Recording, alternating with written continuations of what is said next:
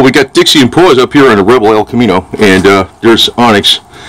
Look how big he is. So we got some products here from the SCV, and we'll show them off real quick, and a couple other things. I'm going to mention a couple other things and a couple other angles because, well, we'll tell you. We'll get into that in a minute. It's up a little Dixie. That's the shyest one. That's a male too. Featherhead, 3 sons. But anyway, here's my here's what I got from SCV headquarters today. This is members only items. So if you get anything with, they sell a lot of stuff to the public. Like in other words, you get flags and a lot of other different things. But anything with the SCV symbol on it, you got to be a member. So this one's upside down. They got a new product out there, 3 t-shirts. So these are 100% cotton t-shirts. It's got the pocket on it. I got black because I like doing mechanic work. I always wear black t-shirts. That's just how it is. Yeah, I might put Cooter's Garage on the other side. probably. Somehow I just like that, you know. Running the Hagaco gasoline shop here at Hazard County, right? So, and but you know, it's you might be surprised to find there's a lot of people out there that actually can join the Sons of Confederate Veterans. But remember what it's all about. It's about freedom, and you know, not just limited government, but individual rights, which is really freedom. That's what freedom is, okay? The one thing the government really does right is the Bill of Rights. It's a damn good thing they put that in there because we've got a problem today. So I got another one of these caps. I had one of these. It's got the SCV Oregon on the back. I wear this one all the time. I actually keep Rebel since 1861 with a little flag on it, a smaller flag than this one. And it's a tan one. And that thing, and also that car, in case I forget to take my cap, because I'll wear it out in public all the time.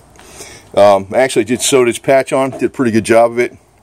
It's even here. Maybe it's a slight cant this way, but I'm no Betsy Ross. Almost got this patch on. This is not from the SCV. This is from the SCV Mechanized Cavalry, which is you know, people that are in the SCV primarily, but also enjoy riding motorcycles. I put this up here. Not quite sewn on yet, that it's a subdued message, that what it's about, you know, because I know people have been brainwashed by the big money with the symbology of the flag means and all this garbage. But I got enough room for the rocker to go in there, Thundering 3rd Herd, actually 3rd Battalion, Company D. It's because the rocker, from my understanding, is just a little wider than this. There's enough room to get in there.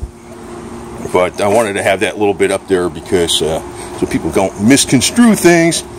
But you can just go to scv.org and go to the store. The vast majority of items out there are available to the general public. But you know, if you think, you know, if you're from down south, I'm from up New Jersey, but I knew my grandfather was from South Carolina, and I look back and says, wow, it goes all the way back South Carolina to early 1700s when they actually landed on the United States in Virginia, right near Jamestown settlement. They were like the second one of the groups going here. I think there's 1650 or something, or whatever it was, and they came down here. I'm half Italian too, so whatever. But actually, if you look in Italy, South Italy uses this symbol, the Confederate flag symbol, a lot because of how they were mistreated by North Italy. If you look back in Italian history, that's why South Italy doesn't really have much, and North Italy's got all the industry. So they have adopted this, and actually a lot of the principles of our country in limited government, division of powers, when the Founding Fathers were setting things up, they looked at the Roman Republic. And of course the Roman Republic turned into the Roman Empire, and actually probably since 1865, when the Union won, or the financial powers of the Union won, I should accurately say that, the financial powers of the Union won, you know, we've really been morphing into an empire.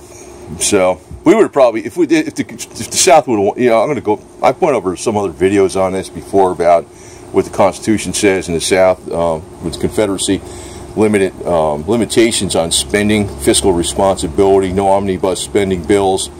You need 2/3 of each body of Congress, the House of Representatives and Senate, to approve more appropriations, not just a simple majority.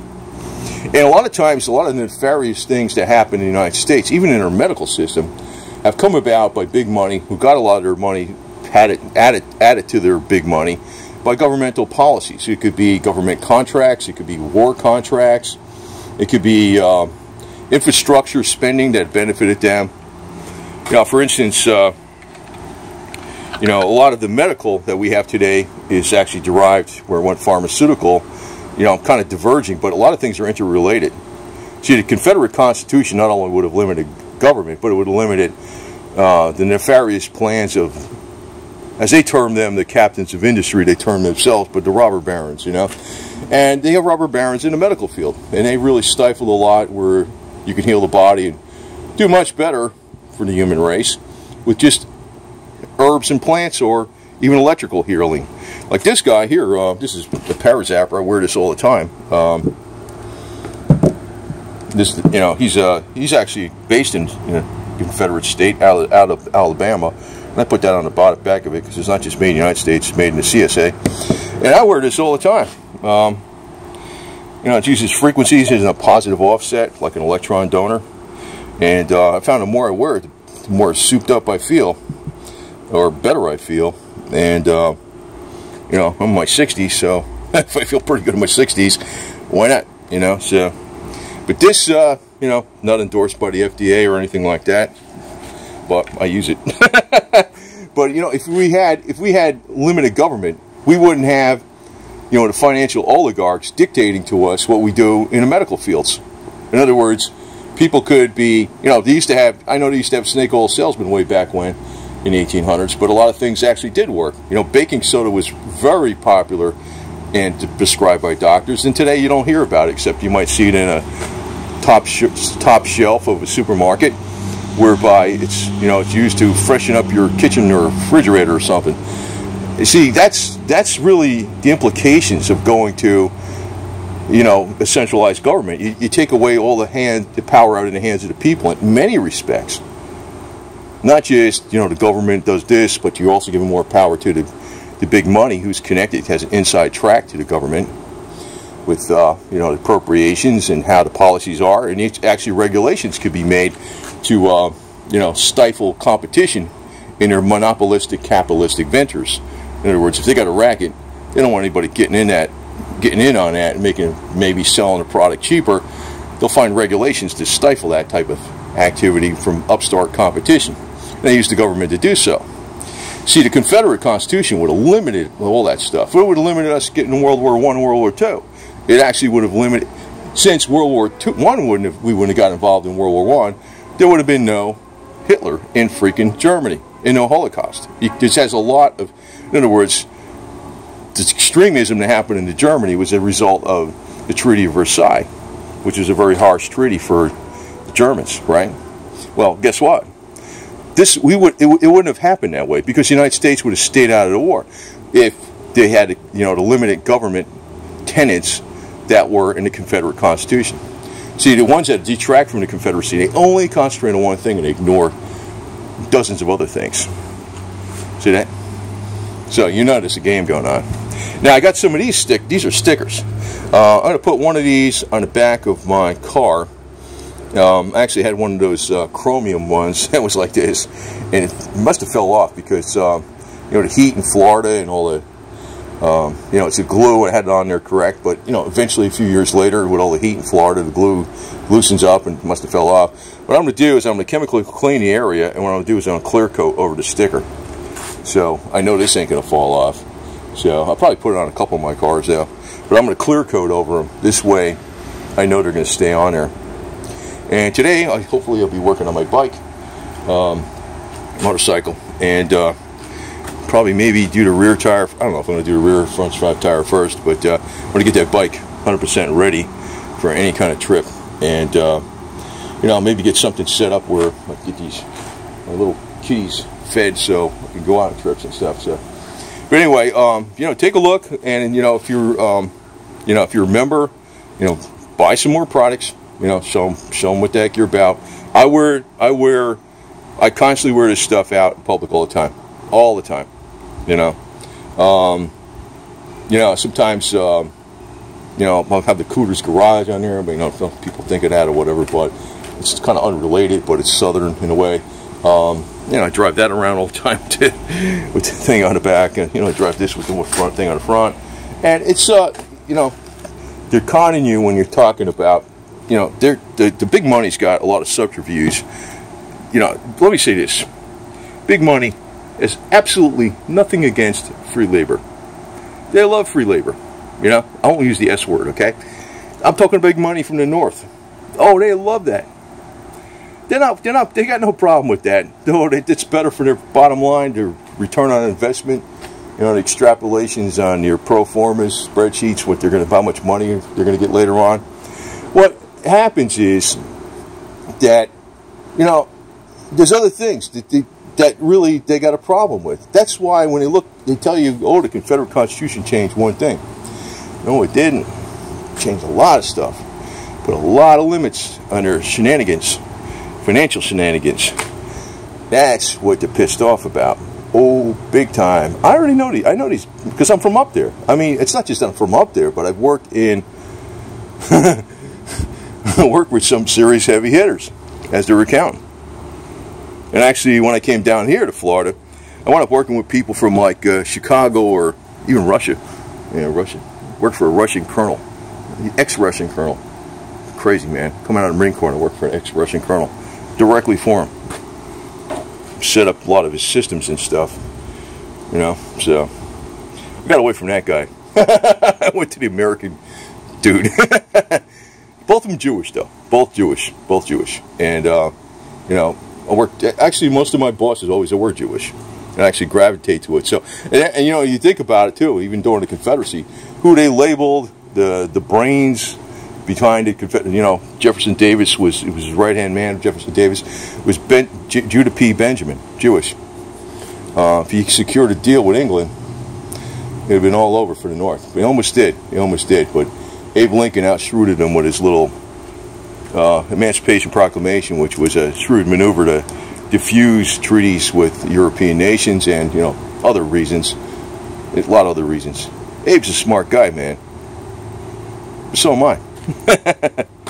So, you know, it's weird. Looking, you know, I don't want to say, you know, this is a little freaking crazy. I know about my Confederate heritage is locked on. I know about the Sons of the American Revolution is locked on.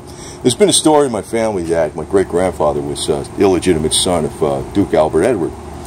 But I didn't know that guy became Edward II after a while, and it does make sense. I was looking up a lot of stuff. But you know what came out in 2010, 2011, according to this Lord Great Howlett, that the actual father of Duke Albert Edward was Lionel Nathan Rothschild. And that might be true because I was looking at some other angles what he said, you know, this Lord Great Howlett. That's true. Lionel Nathan Rothschild is my third great grandfather from my mother's side. And that might make sense because I know some things I'm not going to advertise on here about my family that that might be true. The egos and everything else, the whole 9 yards. But me, personally, I came down to Central Florida to get the hell away from those yo-yos up there. And I didn't come down here for the beach. I've only been to the beach twice in my whole life. 20-something years I've been here. I didn't come down here to be, you know, playing like a Mr. Millionaire. You know, I wanted to be in with the redneck area, but unfortunately this area is changing with a lot of people come from up north, so I'm resisting it. That's part of it too. That's part of it. It's not even just about heritage and limited government. I'm kind of like against the phony attitudes of a lot of people coming down here with their golf carts and their pink shirts, and you know, the wife is dragging a drone around. Hey, drone, hey, we're going to go shopping. Okay. You know, I don't want to be around that stuff. I mean, these people, they should stay up north.